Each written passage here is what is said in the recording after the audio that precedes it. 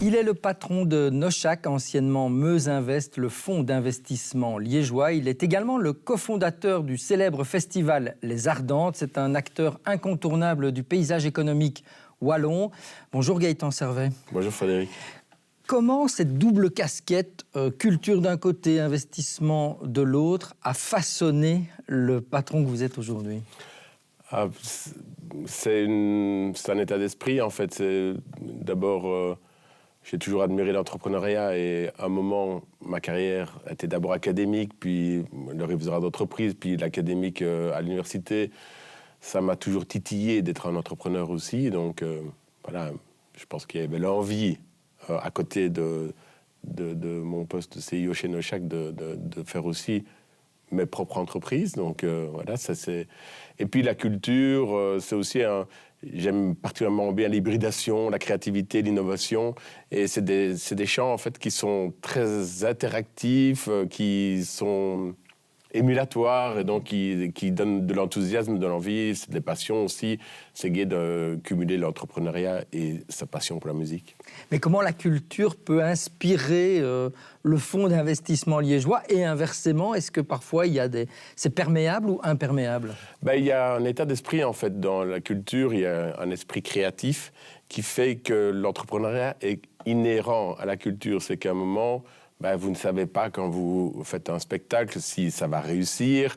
Donc il y a toujours cette logique de take the risk or lose the chance.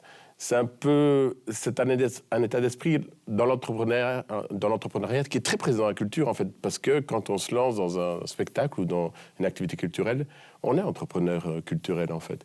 Et donc, voilà, je trouvais que c'est assez renforçant. Quand on travaille dans l'économie ou dans la finance, on a plus tendance à voir les risques que les opportunités. Je pense que le monde culturel est un petit peu plus entrepreneurial dans l'âme que la finance, en tout cas. D'accord. Justement, venons-en à Nochac. Concrètement, vous avez plus de 470 entreprises en portefeuille.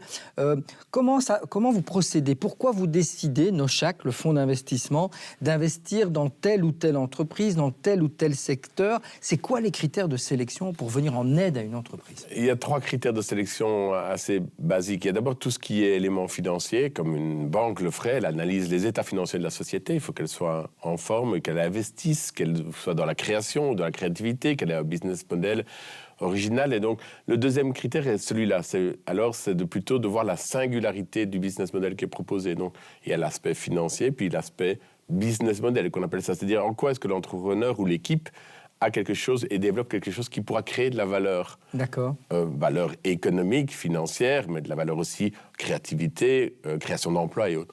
Et le troisième angle d'analyse, c'est l'équipe en elle-même, le manager et la façon dont il s'entoure.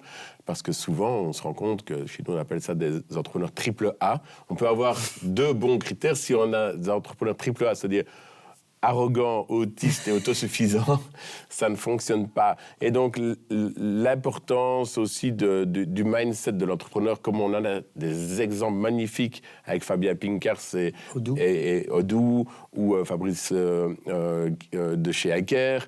Ce sont des entrepreneurs, quand vous les rencontrez, vous vous rendez compte que c'est des entrepreneurs qui ont quelque chose, vraiment, qui ont de l'humain, qui ont une vision, qui ont une stratégie, qui sont humbles et qui pourtant font des choses énormissimes.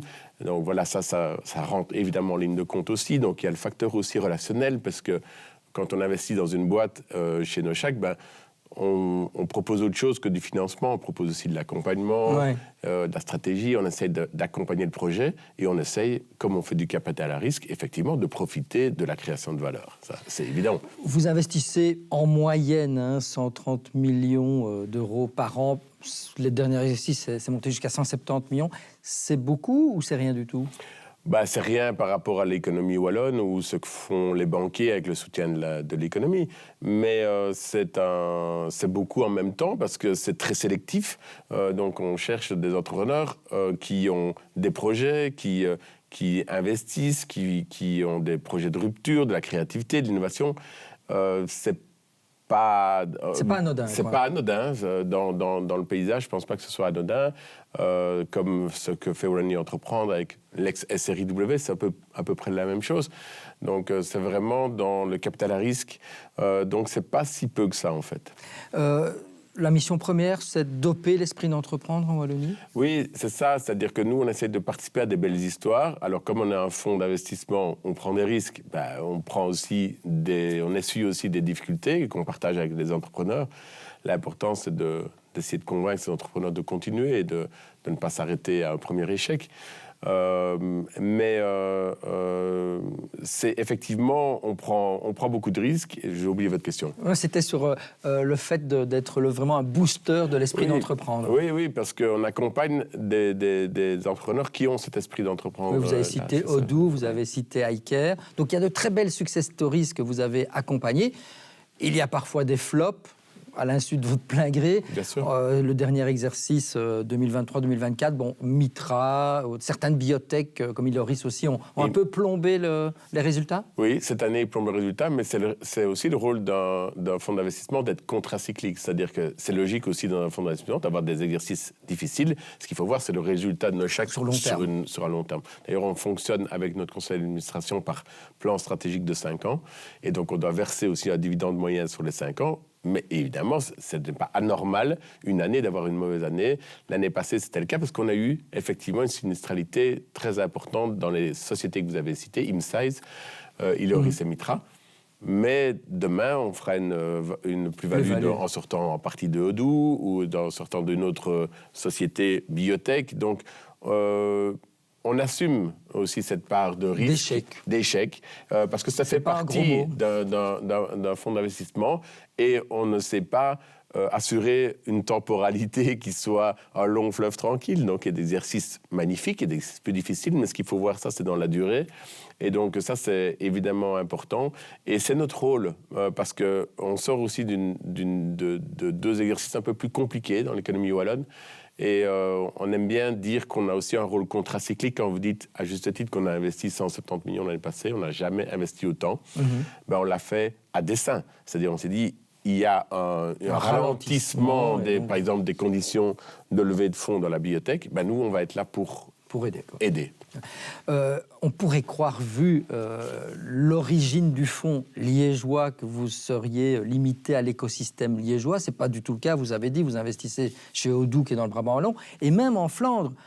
Pour quelle raison? Ça peut rejaillir sur l'écosystème? Oui, en fait, l'idée, ce n'est pas la territorialisation de l'investissement de la cible, c'est des effets de retour sur l'économie liégeoise. Donc, quand on investit, par exemple, dans Bloom Life, qui est une société qui est à à San Francisco, c'est une medtech qui fait ses essais cliniques au CHU, qui est soutenu par IMEC dans l'environnement flamand, et donc il y a des retombées pour l'économie belge, flamande, wallonne et liégeoise.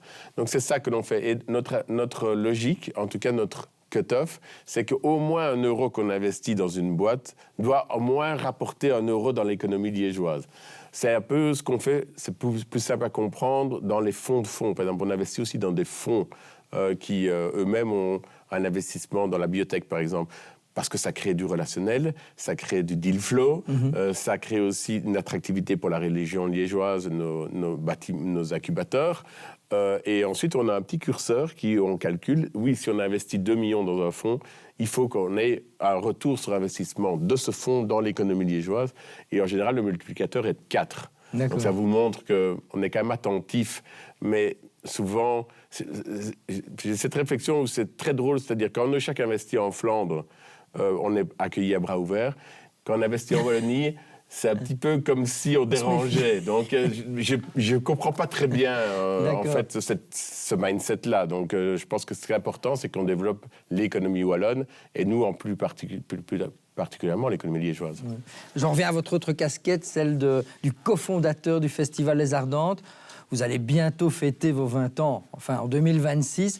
Là, quand vous vous retournez, fier du parcours accompli, dans cet esprit de vouloir entreprendre vous-même? Ah oui, parce qu'avec Fabrice, mon associé, on a aussi investi dans 2 salles de concert. Donc, c'est une plateforme de production musicale qu'on a mis en place à Liège.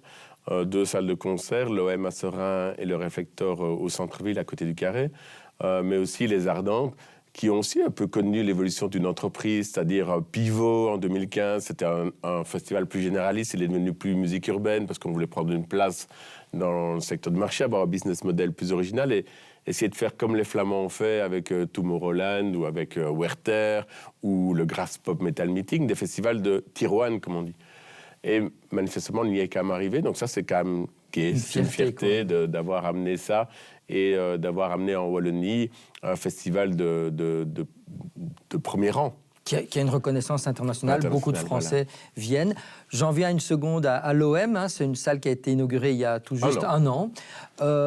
En face du Standard, l'OM, un peu provocateur d'ailleurs. Mais quelque part, c'est à Seraing, qui est une région un peu sinistrée en termes de désindustrialisation. On parle beaucoup maintenant de réindustrialiser la Wallonie. Vous y croyez? Est-ce qu'il est trop tard ou pas? Ah non, bien sûr que non. D'ailleurs, l'OM ne vient pas du club de foot, pour oui. Votre information, ça vient de Ougré-Marié, qui est un ancien terril de Seraing, à Ougré, et qui faisait partie de Cockerill-Sambre.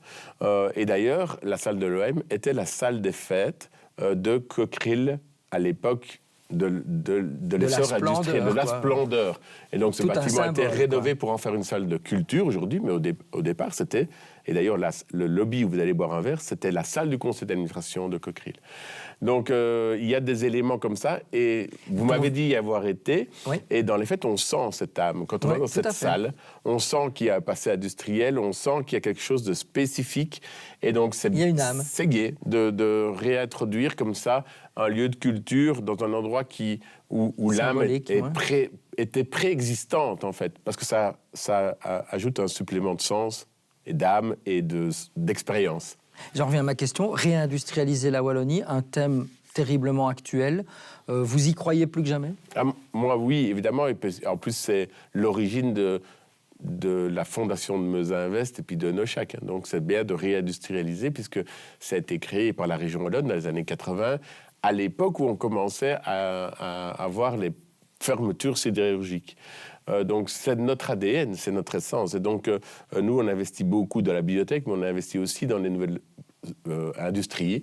On construit des usines et on est très fiers de cela. À Liège, on a encore un passé industriel et ingénieur d'ingénierie assez fort, une université complète avec une faculté polytech qui est assez puissante, des centres de recherche.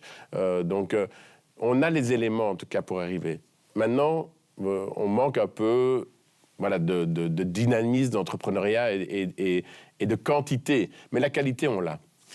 Bien, merci beaucoup, Gaëtan Servet, d'être venu nous parler de Noshaq, des Ardentes, de l'OM. C'était Gaëtan Servet, c'est dans la boîte.